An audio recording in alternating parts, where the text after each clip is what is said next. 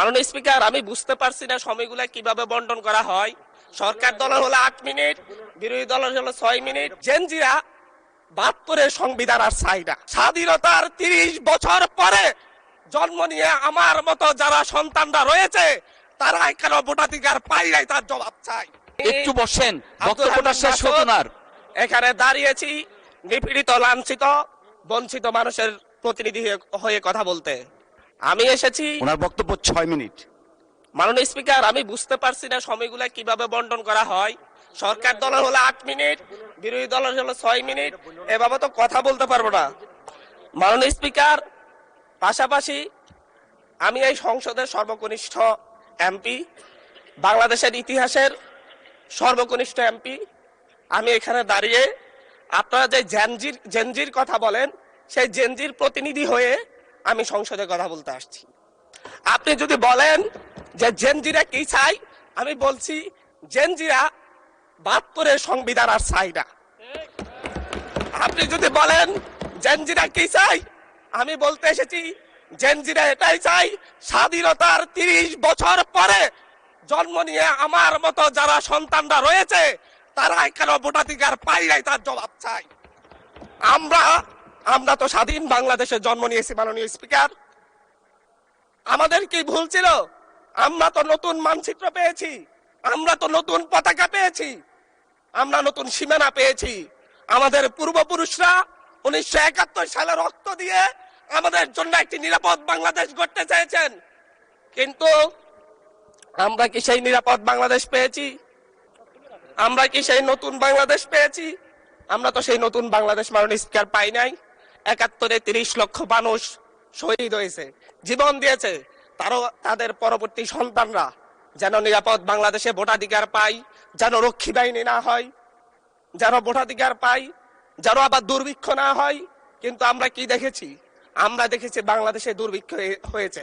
1973 সালে ভোট চুরি হয়েছে। আমরা দেখেছি তার পরবর্তী সময়ে শহীদ প্রেসিডেন্ট জিয়াউর রহমান বাংলাদেশকে অর্থনৈতিকভাবে, রাজনৈতিকভাবে, গণতান্ত্রিকভাবে বাংলাদেশকে পুনরুদ্ধার করার জন্য উনি অটল ভূমিকা রেখেছেন। উনি আমার দ্বীপ হাতিয়াতে 3 বার গিয়েছেন।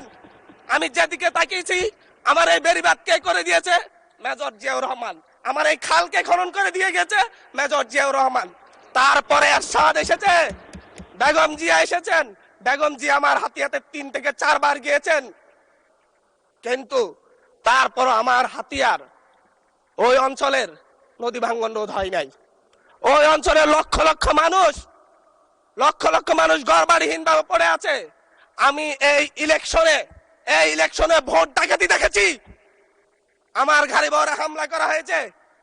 আমি কি এই ইলেকশনের জন্য নিজের রক্ত জড়িয়েছি? আমি আজকে স্বরাষ্ট্রমন্ত্রী আছেন, মাননীয় প্রধানমন্ত্রী আছেন, আমি এখানে প্রশ্ন করি, আমি কি রক্ত ঝরিয়েছি? আমরা রক্ত ঝরিয়েছি বলে আপনারা আজকে সংসদে প্রধানমন্ত্রী, স্বরাষ্ট্রমন্ত্রী হয়েছেন। রক্ত ঝরার পরে, রক্ত ঝরিয়ে গুলিবিদ্ধ হয়ে 3 দিনের মাথায় গুলিবিদ্ধ হয়ে, দয়া করে থামুন। মাননীয় সংসদ সদস্য, আপনার বক্তব্য অব্যাহত রাখুন। 144 ধারার মধ্যে আবার নিজেই গুলিবিদ্ধ পা নিয়ে বের হয়ে গিয়ে সংবাদ সম্মেলন করে বলেছি আবার রাস্তায় নামুন, হাসিনা পতন হতে হবে। আমরা বলেছি নতুন বাংলাদেশ দিব। আমরা নতুন বাংলাদেশ আবার প্রতারণার রাজনীতি দেখতে চাই না, প্রবঞ্চনার রাজনীতি দেখতে চাই না।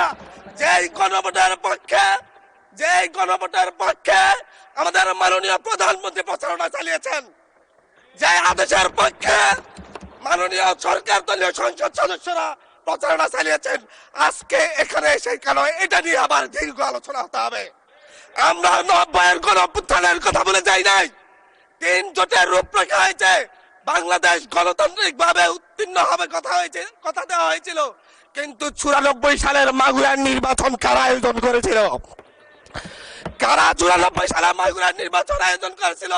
আজকে আবার এই সংসদে দাঁড়িয়ে আবার এমন একটা ব্যবস্থা নিয়ে যাচ্ছেন, আরেকবার যে মাগুরার নির্বাচন আয়োজন করবেন না, এর নিশ্চয়তা কে দিবে? এর নিশ্চয়তা কে দিবে? আমি আমার সবচাইতে কম বয়সী প্রার্থী হিসেবে নিজের প্রার্থীটা জমা দিয়ে এলাকায় গিয়েছি প্রচারণা করতে। 3 বার হামলা শিকার হতে হয়েছে। আমি সংসদ সদস্য হিসেবে এলাকায় গিয়েছি, সেই জায়গায় আমার উপর হামলা করেছে, সরাসরি ভিডিওতে দেখা গিয়েছে। অস্ত্র নিয়ে, দেশীয় অস্ত্র নিয়ে আমাকে কোপাতে আসা হয়েছে। তারা কারা? ওরা তো তারাই যাদের প্রত্যেকের হাতে বিএনপি দলীয় নেতা কর্মীদের রক্ত লেগে আছে, প্রাণ লেগে আছে।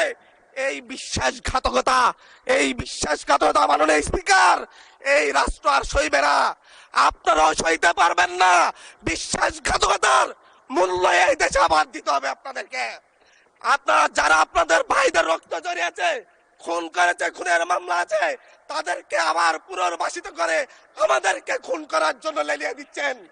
চট্টগ্রাম থেকে এক সাংগঠনিক নেতাকে পাঠিয়েছে অস্ত্র সহ আমাদের লোকজনের উপর হামলা করতে।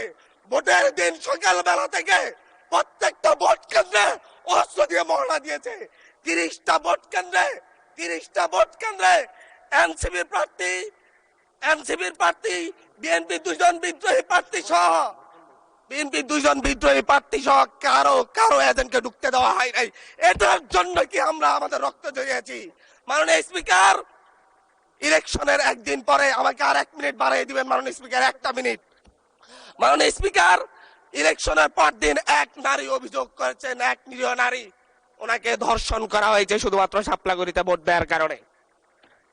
1 ঘন্টার মধ্যে ধন্যবাদ মাননীয় সংসদ। আচ্ছা ঠিক আছে, 1 মিনিটের মধ্যে সংক্ষিপ্ত শেষ করবেন, 1 মিনিট।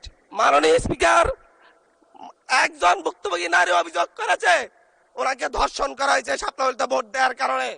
সার্কেল এসপি 1 ঘন্টার মধ্যে বলেছে এই ধরনের কোনো ঘটনা ঘটে নাই। আজকে 42 দিন পার হয়েছে, এখনো ডিএনএ রিপোর্ট আসে নাই। মামলা নিতে 3 দিন দেরি হয়েছে। সিভিল সার্জন অফিস তদন্ত কমিটি করে দিয়েছে, তদন্ত কমিটির রিপোর্ট জমা দিয়েছে। ভুক্তভোগী নারী জানে না তার তদন্ত রিপোর্ট কি এসেছে। এই ভয়াবহ পরিবেশ তৈরি কারা করছে? আমার মনে হয় স্বরাষ্ট্রমন্ত্রী আইনের ব্যাখ্যা না দিয়ে, আইনমন্ত্রী আইনের ব্যাখ্যা দিবেন, স্বরাষ্ট্রমন্ত্রীর এসবে মনোযোগ দেওয়া দরকার। স্বরাষ্ট্রমন্ত্রী মনোযোগ দেওয়া দরকার। সারা দেশে কোথায় কোথায় সন্ত্রাসীরা রয়েছে সেই সকল সন্ত্রাসীদের তালিকা করে তাদেরকে বিচারের ব্যবস্থা করা দরকার। স্বরাষ্ট্রমন্ত্রীর উচিত ধন্যবাদ মাননীয় সদস্য। নেতা কর্মীরা হত্যার শিকার হয়েছে তাদের বিচারের ব্যবস্থা করা দরকার। ধন্যবাদ মাননীয় সদস্য।